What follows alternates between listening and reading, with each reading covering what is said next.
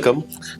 हा जो व्हिडिओ आहे या व्हिडिओमध्ये मी समजा तुझा फ्लुइड मेकॅनिक्स जो आहे पेपर केमिकल इंजिनिअरिंगचा याला कमी दिवस बाकी आहेत आणि तुला आहे ना स्वतःला फ्लुइड मेकॅनिक्स सोबत कन्व्हर्संट करून घ्यायचं. फ्लुइड मेकॅनिक्सचं जे काही इम्पॉर्टंट गोष्टी आहेत त्या माहिती करून घ्यायच्या. तर ते काय आहेत हे मी सांगतोय.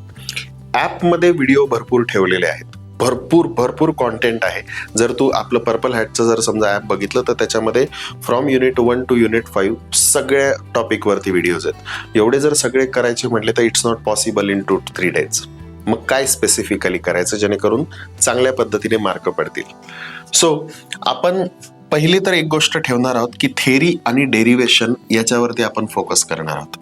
न्यूमरिकलचा इश्यू काय होतो की कधी कधी आपल्याला फॉर्म्युले आठवत नाही, कधी कधी ते लॉजिक लक्षात येत नाही आणि फक्त आपण गिव्हन डेटा लिहितो आपल्याला वाटतं की मार्क पडतील.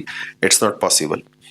म्हणून थेरी आणि डेरिव्हेशनवर मी फोकस करतोय. थेरीमध्ये माझे एखादे 2 मार्क जाऊ शकतात क्वेश्चनमध्ये, पण डेरिव्हेशनमध्ये माझा एकही मार्क जाता कामा नये. युनिट 1 ते युनिट 5 याच्यामध्ये जे जे डेरिव्हेशन असतील याची लिस्ट कर. हे डेरिव्हेशन लिहून पाठ कर, म्हणजे काही मार्क तुझे फिक्स होऊन जातील.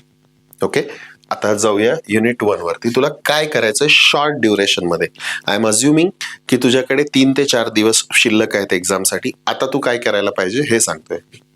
युनिट 1 जो आहे हा युनिट 1 पूर्ण करणं अपेक्षित आहे. युनिट 1च्या ज्या बेसिक प्रॉपर्टीज आहेत एकदम फास्ट होऊन जातात, क्विक होतात. हा सगळा थेरी पार्ट आहे. याच्यामध्ये छोटे छोटे तोंडी लावण्यासाठी न्यूमरिकल्स आहेत, पण इट्स ओके. ते न्यूमरिकल हे सगळे न्यूमरिकल एकदम सोपे आहेत, काही टेन्शन नाही, पण थेरी जास्त करायची आहे.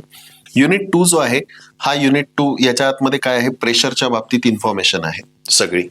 सो याच्यामध्ये न्यूमरिकल्स आपल्याला याच्यामध्ये भर द्यायचा आहे. प्रेशरचे जे मॅनोमीटर्स, त्याच्यानंतर पिझोमीटर्स, बॅरोमीटर्स, हे जे काही गोष्टी आहेत या गोष्टींवरती फक्त फोकस करायचं. याच्यामध्ये तेवढे डेरिव्हेशन नाही. इथं न्यूमरिकल विचारण्यात येऊ शकतात. डिपेंड्स की तुला याच्या आतमध्ये काय करायचं. मी हे म्हणेल की युनिट 3 तू सध्या स्किप कर, आत्ता नको करू. सिक्वेन्सली जर जात असेल युनिट 1 कर, युनिट 2 कर आणि त्याच्यानंतर लगेच जम्प कर युनिट नंबर 4 वरती. युनिट नंबर 4 वरती डायमेन्शनल अनालिसिस जे आहे, या डायमेन्शनल अनालिसिस मध्ये बकिंगहम पाय थेरमच्या ऐवजी पहिले Reynolds model law, Froude's model law, Weber's model law, हे 3 मॉडेल लॉ आणि त्याचे असलेले न्यूमरिकल पक्के करून टाकायचे. त्याच्यामध्ये मार्क जाता कामा नये. मॉडेल अँड प्रोटोटाइप यावाल्या प्रकरणात मार्क जाता कामा नये. बकिंगहम पाय थेरम जे आहे त्याचं डेरिव्हेशन आणि एक न्यूमरिकल डोक्यामध्ये ठेवून द्यायचंय. ते अप्लाय करावं लागतं आपल्याला एक्झाम मध्ये. सो देअर फोर एक न्यूमरिकल लक्षात ठेवायचं, ते अप्लाय लगेच करता येतं. आणि राहिला प्रकार पाईपचा. पाईपमध्ये डार्सी-वेईसबॅच इक्वेशन आम्हाला लक्षात ठेवायचंय. डार्सी-वेईसबॅच इक्वेशन आणि त्याचं एखादं 2 numerical, that's it. Unit number 4 झाल्याच्या नंतर युनिट 5 जो आहे, या युनिट 5 मध्ये पहिले तू हा वाला पाठ कर, फ्लुइड ट्रान्सपोर्टेशन वाला. याच्यामध्ये न्यूमरिकल नाही, याच्यामध्ये थेरी आहे. बॉल वॉल, गेट वॉल, त्याच्यानंतर ग्लोब वॉल, हे सगळ्या ज्या गोष्टी आहेत या सगळ्या गोष्टी पहिले पक्क्या करायच्या. हे झालं की बाउंड्री लेअर थेरीमध्ये फक्त 3 गोष्टी करायच्या आहेत तुला. एनर्जी थिकनेस, मोमेंटम थिकनेस आणि डिस्प्लेसमेंट थिकनेस. बस याचे 3 फॉर्म्युले आहेत. याचे 3 फॉर्म्युल्याचे 3 डेरिव्हेशन आणि या 3 फॉर्म्युल्यावरती 3 न्यूमरिकल्स. एवढंच फक्त कर ह्या युनिट नंबर 5 मध्ये. आता मी अज्युम करतोय की तुझ्याकडे थोडासा वेळ शिल्लक राहिलाय. सो या थोडासा वेळ शिल्लक राहिल्याच्या नंतर आता तुला यायचं युनिट नंबर 3 वरती. आणि युनिट नंबर 3 मध्ये पहिले तू फोकस करशील कायनेमॅटिक्स वरती. Don't run for the numericals. This is my personal opinion. Don't run for the numericals, run for the derivations here in this unit.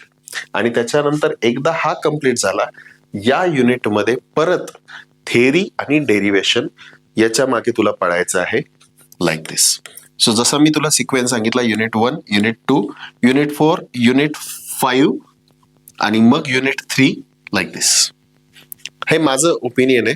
हे तुला याच्यामध्ये काही समजा चेंज करायचं असेल, you can do it, no problem with that. पण according to me या सिक्वेन्सनी जर गेलं तर 3 का 4 दिवसाच्या आतमध्ये हा वाला कॉन्टेंट कम्प्लीट होऊन जातो. कम्प्लीट झाल्याच्या नंतर एक्झामच्या 1 दिवस अगोदर काय करायचंय, स्वतःला टेस्ट करायचं, 4-5 क्वेश्चन स्वतःसाठीच ठेवून बघायचे आणि या स्वतःच्या क्वेश्चनची स्वतःवरच टेस्टिंग करायची. मी रिक्वेस्ट करतोय तुला, विदाऊट सेल्फ टेस्टिंग एक्झामला जाऊ नकोस. स्वतःला टेस्ट करणं ऍटलिस्ट 1 दिवस अगोदर, अर्धा दिवस, कृपया अर्धा दिवस तरी स्वतःला टेस्ट कर. 1 का 2 क्वेश्चन पेपर सॉल्व्ह कर आणि हे वाले जे पॉइंट्स आहेत, हे पॉइंट्स लक्षात राहत आहेत का ते प्रयत्न कर. बाकी काही एक्स्ट्रा करण्याची गरज नाही, आपोआप पेपरमध्ये सगळं जमतं. ठीक आहे. All the best to you. लवकरात लवकर तुला चांगले मार्क मिळतील ही आशा करतो. All the best.